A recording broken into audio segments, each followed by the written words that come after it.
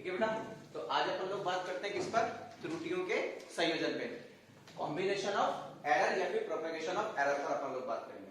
अभी तक अपन लोगों ने एरर निकालना सीखा और अपन लोगों को ये बात समझ में आ गई कि चाहे कोई सी भी फिजिकल क्वांटिटी हो, मतलब कोई सी भी भौतिक राशि हो, हर उस फिजिकल क्वांटिटी में, हर उस भौतिक राशि में आप लोगों के पास क्या होगी, एरर होगी। एरर, और अपन किसी भी एरर को किस तरीके से लिखते हैं कि कोई सी भी फिजिकल क्वांटिटी हो, अगर लेंथ है तो मैं इसको लिख देता हूं एल डैश, कोई सी भी भौतिक राशि, कोई सी भी फिजिकल क्वांटिटी इक्वल टू कितना होगा, एक्चुअल वैल्यू प्लस माइनस उसमें एरर। ऐसे लिखेंगे ना अपन लोग आगे बस में। तो मेरे पास किसी भी तरीके का कोई फिजिकल क्वांटिटी होगी तो अपन उसको किस तरीके से लिखेंगे, उसकी एक्चुअल वैल्यू प्लस माइनस, क्योंकि एरर प्लस भी हो सकती है, एरर माइनस भी हो सकती है, ज्यादा भी हो सकती है, कम भी हो सकती है, डेल्टा एल। अब आप देखो ये एल है ना, ये एल है एक्चुअल वैल्यू, मीन वैल्यू, वास्तविक वैल्यू, वास्तविक मान। और जो डेल्टा एल है ये आप लोगों के पास क्या है, ये आप लोगों के पास एब्सोल्यूट एरर है, जिसको अपन बोलेंगे मीन एब्सोल्यूट एरर या फिर क्या बोलेंगे, माध्य निरपेक्ष त्रुटि बोलेंगे। आई बात समझ में। तो जबरदस्ती नहीं कि लेंथ ही हो सकता है, एरिया भी हो सकता है, क्षेत्रफल हो सकता है, तब कैसे लिखेंगे इसको, A dash equal to A plus minus delta A. हो सकता है वॉल्यूम हो, आयतन हो, तो कैसा लिखेंगे, G dash equal to B plus minus delta B. तो अब मेरे पास जितनी भी फिजिकल क्वांटिटी होगी, जितनी भी भौतिक राशि होगी, और अगर मैं बात कर रहा हूं किसके केस में, एरर के केस में, त्रुटि के केस में, तो मैं उसको बिल्कुल इसी तरीके से लिखूंगा। आ गई बात में। और अभी तक जो अपन लोगों ने एरर पढ़ी है, त्रुटि पढ़ी है, उसमें अपन लोग एक ही फिजिकल क्वांटिटी को पकड़ते थे और उसी का एरर निकालते थे। आप देख लो क्वेश्चन में, सबसे पहले क्वेश्चन में अपन लोगों ने लेंथ ही निकाली, बस लेंथ पर ही अपन लोगों ने एरर को कैलकुलेट करा, ठीक है ना। उसमें अपन लोगों ने क्या निकाला, सबसे पहले उसका माध्य वैल्यू निकाली, वास्तविक मान निकाला। उसके बाद अपन लोगों ने वहां से क्या निकाला, निरपेक्ष निकाला, ठीक है ना, निरपेक्ष त्रुटि निकाली, इट मींस अगर मैं बात करूं तो एब्सोल्यूट एरर निकाली। फिर उसके बाद अपन लोगों ने वहां पे क्या करा, उसकी मीन वैल्यू निकाली, माध्य मान निकाला, उसका सबको जोड़ के टोटल का भाग लगा दिया। उसके बाद अपन लोगों ने रिलेटिव निकाली, निकाली कि नहीं निकाली, रिलेटिव एरर निकाली, ठीक है ना, सापेक्ष त्रुटि निकाली, और लास्ट में अपन लोगों ने क्या निकाली, प्रतिशत त्रुटि, परसेंटेज एरर निकाली। लेकिन एक ही फिजिकल क्वांटिटी को अपन, एक ही भौतिक राशि को अपन ने पकड़ा। लेकिन जैसे जैसे अपन आगे बढ़ेंगे तो फिक्स है कि ऐसे जानी कितनी फिजिकल क्वांटिटी, यानी कितनी भौतिक राशियां आएंगी जिसमें एक से ज्यादा भौतिक राशियां होंगी, एक से ज्यादा क्या होंगी आप लोगों के पास, फिजिकल क्वांटिटी होंगी। आई बात में। जैसे एग्जांपल मैं आप लोगों को बताता हूं, जैसे एग्जांपल देखना, अब आप लोगों के पास होता है F इक्वल टू ma, होता है कि नहीं होता है। अब देखो जो फोर्स है वो दो फिजिकल क्वांटिटी से मिलकर बना है कि नहीं बना है, तो फिक्स है कुछ ना कुछ एरर m में होगी और कुछ ना कुछ एरर एक्सीलरेशन त्वरण में होगी, और दोनों मिलके फोर्स बना रहे हैं, तो फिक्स है इसमें कुछ ना कुछ परिणामी रिजल्टेंट एरर आएगी कि नहीं आएगी। इसी तरीके से आप सबको पता होता है वर्क इक्वल टू होता है फोर्स इनटू डिस्प्लेसमेंट, कार्य इक्वल टू बल इनटू विस्थापन, तो फिक्स है इसमें कुछ ना कुछ एरर होगी, क्योंकि हर फिजिकल क्वांटिटी में कुछ ना कुछ एरर होती है, तो फिक्स है इसमें भी कुछ ना कुछ एरर होगी। और इन दोनों को अगर मैं सॉल्व करूंगा तो इसमें परिणामी रिजल्टेंट एरर निकल के आएगी कि नहीं आएगी इसमें, तो फिक्स है इसमें ऑटोमेटिकली क्या जाएगी, अपन लोगों के पास निकल के एरर आ जाएगी। इसी तरीके से अगर मैं बात करूं तो v equal to u plus 80। अब v क्या होता था, अंतिम वेग, फाइनल वेलोसिटी, u क्या होता है, इनिशियल वेलोसिटी, प्रारंभिक वेग, a क्या होता है, एक्सीलरेशन त्वरण, और t क्या होता है, टाइम, समय।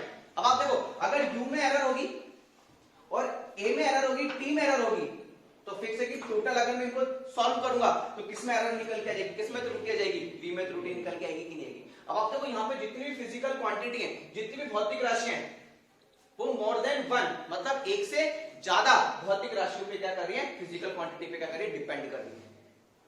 आ रही बात समझ में आप सभी को। तो यही चीज है कॉम्बिनेशन ऑफ एरर, मतलब जब बहुत सारी फिजिकल क्वांटिटी आपस में मिलकर एक नई फिजिकल क्वांटिटी बनाएंगे, एक नई भौतिक राशि बनाएंगे, तब जो एरर निकालेंगे वो किस तरीके से निकालेंगे। आई बात में। अब आपको ध्यान से देखना, मैं अगर कॉम्बिनेशन करता हूं, मिलाता हूं भौतिक राशियों को, मेरे पास दो ही तो ऑप्शन होते हैं, प्लस कर सकता हूं, माइनस कर सकता हूं, प्लस माइनस कर सकता हूं, या फिर मल्टीप्लाई कर सकता हूं, या फिर क्या कर सकता हूं, डिवाइड कर सकता हूं। आई बस में मैं क्या क्या कर सकता हूं, कॉम्बिनेशन, प्लस ले सकता हूं, मैं क्या कर सकता हूं, माइनस कर सकता हूं, मैं क्या कर सकता हूं, मल्टीप्लाई कर सकता हूं भौतिक राशियों को, और मैं लास्ट में क्या कर सकता हूं, डिवाइड कर सकता हूं।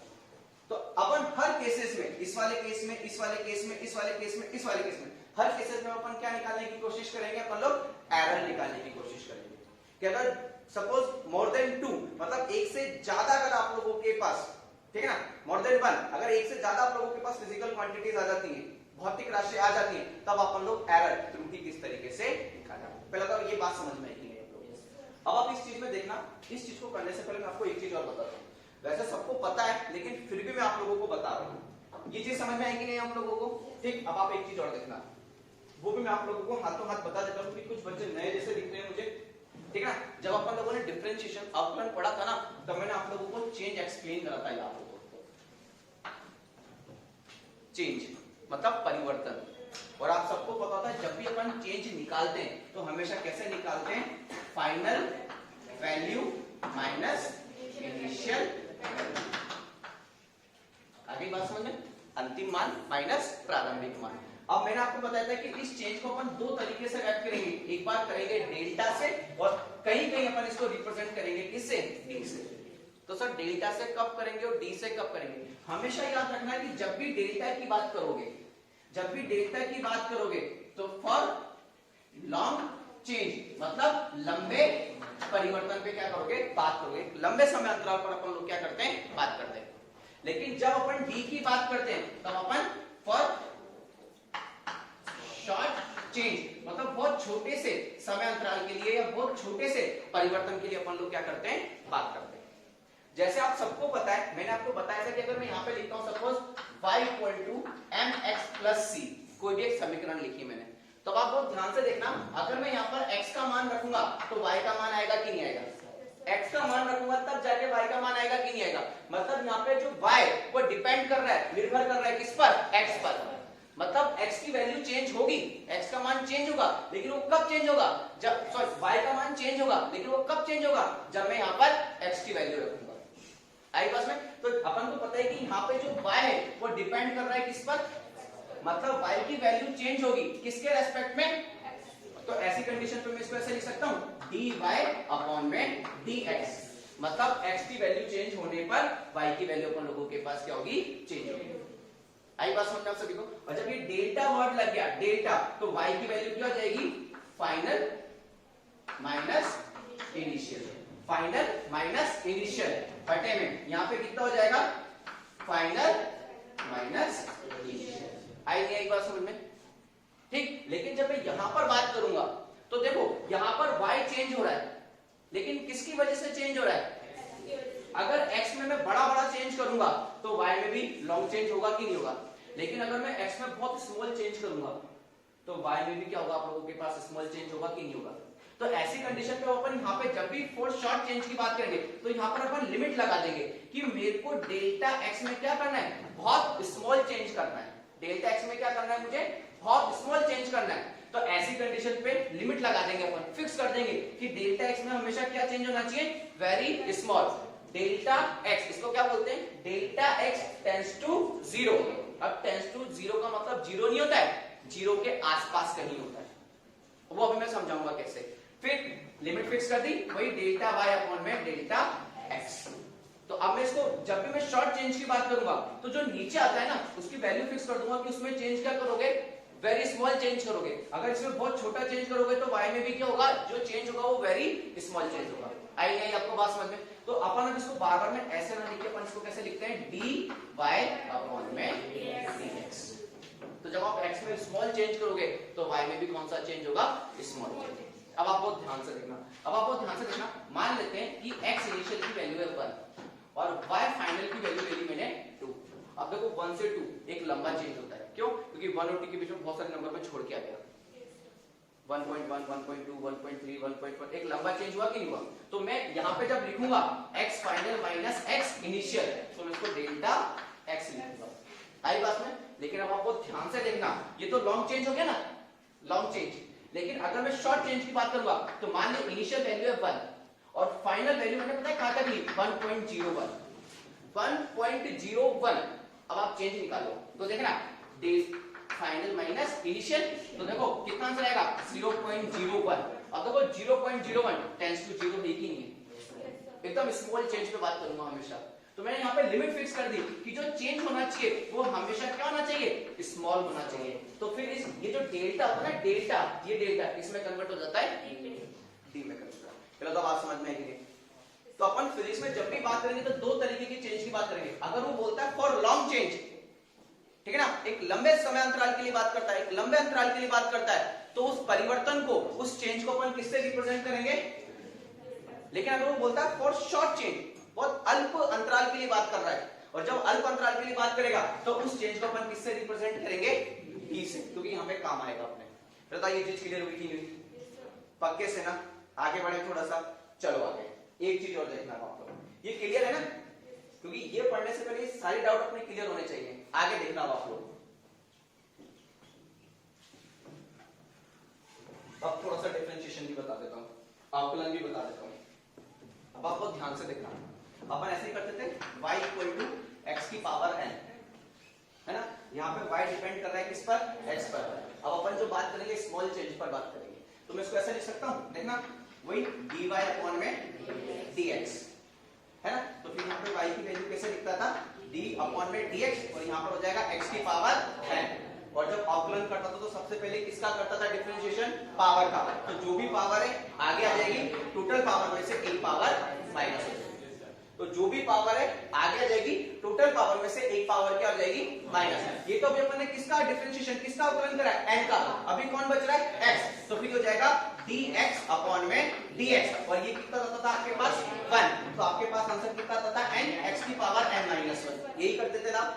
लेकिन अब आप बहुत ध्यान से देखना, अगर सपोज उसने y इक्वल टू दे दिया x की पावर n, अब वो बोल रहा है कि अब आपको जो है डिफरेंशिएशन करना है, ठीक है ना, अवकलन करना है, किसके रेस्पेक्ट में, टाइम के रेस्पेक्ट में। किसके रेस्पेक्ट में करना है आप लोगों को, t के रेस्पेक्ट में। तो आप इसको कैसे लिखोगे, dy अपॉन में dt, लिखोगे कि नहीं लिखोगे? वो कह रहा है t के रेस्पेक्ट में डिफरेंशिएशन कीजिए या t के सापेक्ष अवकलन कीजिए, तो इसको dy अपॉन में dt लिखूंगा कि नहीं लिखूंगा? तो आपको ध्यान से देखना, तो ये हो जाएगा d अपॉन में dt, और y की वैल्यू कितनी जाएगी, x की पावर n। अब डिफरेंशिएशन का, अवकलन का एक ही काम है, सबसे पहले किसको पकड़ेगा जाके, घात को। तो जो भी पावर है आगे आ जाएगी, और टोटल पावर में से एक पावर माइनस। ये तो अपन ने किसका करा, पावर का। अब कौन बचा, x, तो मैं इसको लिख दूंगा dx अपॉन में dt। अब मैं इसको 1 नहीं करूंगा, क्यों? क्योंकि ऊपर x है नीचे t है। पहले तो बात समझेंगे। और यहां पर हो जाएगा आपके पास dy अपॉन में dt। अब आप देखो ये बीच में इक्वल का साइन है ना, तो ये dt से dt वापस हटा दो, तो आपके पास क्या बचा, only dy equal to n x की पावर n माइनस 1 dx। आई बात समझ में आप सभी को? पक्के से कोई डाउट नहीं है ना? अब आप बहुत ध्यान से देखना। इसी तरीके से अगर मान लीजिए वो आप लोगों को इस तरीके से देते हैं, z equal to 2x plus 3, है ना, और किसी के भी रेस्पेक्ट में कर दो, लेकिन आपको x के रेस्पेक्ट में नहीं करना है, आगे बस में x के सापेक्ष नहीं करना है, बाकी y के रेस्पेक्ट में कर दो, किसी के भी रेस्पेक्ट में कर दो। तो जब आप मान लीजिए अगर इसको t के रेस्पेक्ट में कर दो, तो ये dz अपॉन में dt हो जाएगा कि नहीं हो जाएगा? तो फिर यहाँ पर कितना हो जाएगा, देखना, यहाँ पे 2 बाहर आ जाएगा, और यहाँ पे कितना हो जाएगा, dx अपॉन में dt, और प्लस 3 का कितना हो जाएगा, 0। अब देखो वहां पर dt से dt हटा दो, रिप्लेस कर दो, तो आपके पास dz इक्वल टू कितना आ जाएगा, 2dx आ जाएगा। आई बात सुने? तो अपन को यहाँ पर एक बात समझ में आ रही है। क्या बात समझ में आ रही है? बहुत ध्यान से देखना कि अगर सपोज आपके पास ऐसे कोई वेरिएबल है, ठीक है ना, मान लीजिए एक इक्वेशन और ले लेते हैं, मान लीजिए कि यहाँ पर अपन ले लेते हैं x equal to 3t square ले लेते हैं, ठीक है। अगर मैं इसका t के सापेक्ष अवकलन करता हूं, t के रेस्पेक्ट में डिफरेंशिएशन करता हूं, तो ये कितना हो जाएगा, dx अपॉन में dt। तो फिर ये कितना हो जाएगा, d अपॉन में dt, और यहाँ पर कितना हो जाएगा, 3t स्क्वायर। अब देखो 3 जो निकल के बाहर आ जाएगा, और t स्क्वायर का कितना हो जाएगा, 2t हो जाएगा कि नहीं हो जाएगा? और फिर कौन बचा, t, तो ये हो जाएगा dt अपॉन में dt, 1 हो गया। अरे बात सुने, लेकिन अभी कितना जाएगा, 60 हो जाएगा कि नहीं हो जाएगा? लेकिन मुझे t के रेस्पेक्ट में नहीं करना है, मुझे t के रेस्पेक्ट में नहीं करना है, मुझे किसी दूसरे वेरिएबल के रेस्पेक्ट में करना है। तो ऐसी कंडीशन में मैं इसको डायरेक्ट लिखूं, देखना ऐसे लिख दो इसको, dx इक्वल टू 3 तो बाहर आ जाए, 3 इधर, और यहाँ पे कितना जाएगा, 2t हो जाएगा। आगे बात सुने, फिर आपके पास क्या बचेगा t, तो फिर यहाँ पे ओनली क्या बच जाएगा dt। अगर यहाँ पे dy होता तो यहाँ पे भी dy होता, dy से dy को रिप्लेस कर देता कि नहीं कर देता, तो आपके पास dx इक्वल टू कितना हो गया 60 और साथ में क्या हो गया आगे बात सुने। इसी तरीके से पहले तो बात समझ में नहीं आई, ठीक। इसी तरीके से अगर मैं यहाँ पे इस तरीके से कर देता, मान लीजिए कि y इक्वल टू आपके पास a प्लस b है, y इक्वल टू आपके पास कितना है a प्लस b। अब इसका डिफरेंशिएशन करो तो मैं इसको कैसे करूंगा पता है, अब देखना ये हो जाएगा dy इक्वल टू, अब यहाँ पे पावर 1 ही तो है तो मतलब ही नहीं है, तो ये कितना बचेगा dA प्लस यहाँ पे कितना बचेगा dB। आगे बात समझ सभी को, ठीक है। तो ये चीज आपको याद रखनी है यहाँ पे। पहले तो ये डिफरेंशिएशन समझ में आई है पक्के से ना, कोई डाउट नहीं है किसी को यहाँ तक। चले अब अपन थोड़ा सा आगे चलो, अब आप देखना, अब अपन बात करते हैं, ये चीज समझ के पढ़ा चुका हूं लेकिन फिर भी अपन लोग एक बार डिस्कस कर रहे हैं क्योंकि यहाँ पे बहुत कम आएगी अपन लोगों के, आई बात समझ में। चलो तो अब अपन जब कॉम्बिनेशन ऑफ एरर पे बात करेंगे, ठीक है ना, त्रुटियों के संयोजन पे बात करेंगे, तो आप लोगों के पास एक भौतिक राशि, एक फिजिकल क्वांटिटी